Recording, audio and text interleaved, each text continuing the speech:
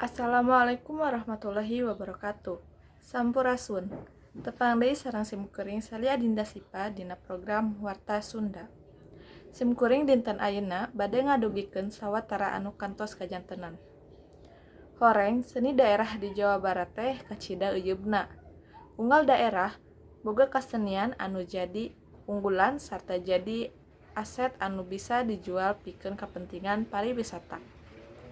Kumaha warna-warnina budaya daerah katangen dina acara Pekan Seni Budaya Jawa Barat tahun 2013.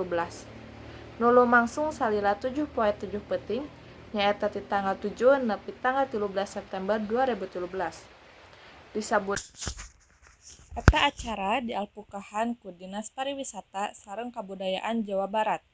Dina raragam eling milangkala Provinsi Jawa Barat anu ke-68. Ieu acara anu didegdeg ku ribuan panongton teh dibuka ku Wakil Gubernur Jawa Barat nyaeta Deddy Mizwar.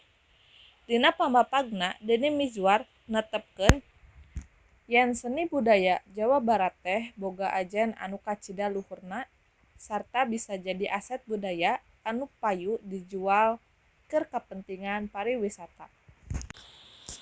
Pangbagea masyarakat kana ieu acara teh kacida pikabungaheunana.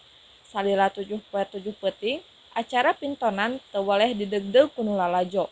Nepi ka Patali Marga sabudeureun Gedung Sate macet pisan. Pamirsa, mung sakitu anu kapihatur, simkuring salia dinda sipa pamir seja amit mundur. Wassalamualaikum warahmatullahi wabarakatuh.